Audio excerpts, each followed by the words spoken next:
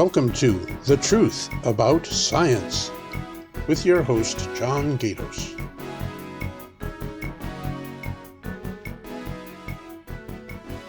Hi, welcome to The Truth About Science.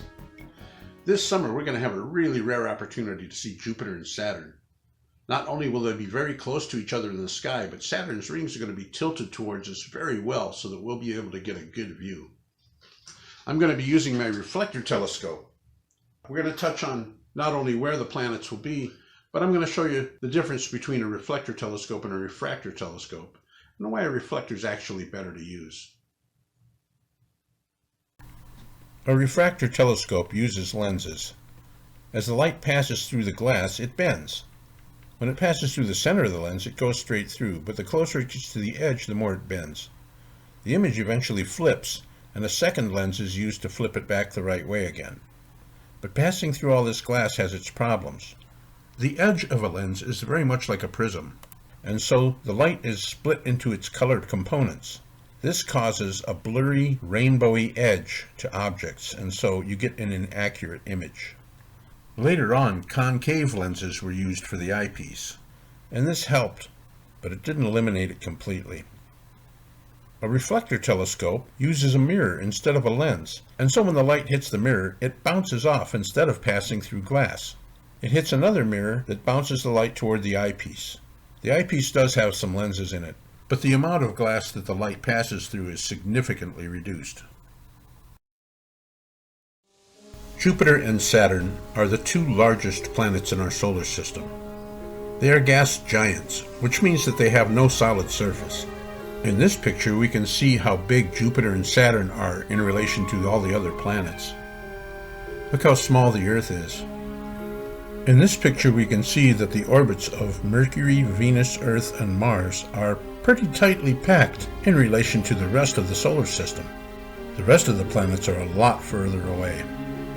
If we showed a chart that compared the size of the orbits of the planets to the actual size of the planets, you might see the Sun as a tiny white dot, but you wouldn't even see the planets. Currently, we are in the middle of May in the year 2020.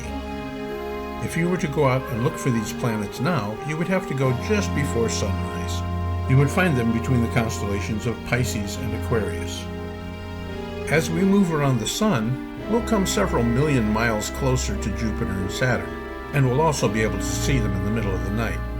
You can see in relation to the Earth that Jupiter and Saturn are going to be very close to each other, so it'll be very easy to find them. By the time July arrives, we will be as close to Jupiter and Saturn as we can get. They will both be found in the constellation of Aquarius. As we swing around in our orbit, Jupiter and Saturn will appear to be moving backwards in theirs, but that's only because we're moving much faster. Later on, as we move toward fall, we'll be able to see Jupiter and Saturn earlier and earlier, until eventually it will be just after sunset, and then they will disappear until next year.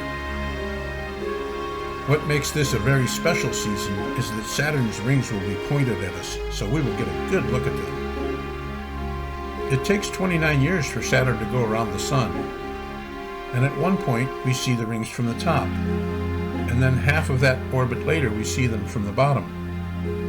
But in the other quarters of the orbit, the rings become head-on, and they get so thin that we can't see them at all with a telescope. This is actually going to be my first opportunity to see these planets with a decent telescope. I'm going to attempt to take some pictures. I hope you'll take the opportunity to get out and see this rare event. When the time finally comes, I will be making another episode to recap and show you the photos that I hope I'll be able to take. So keep watching and look for that episode later on.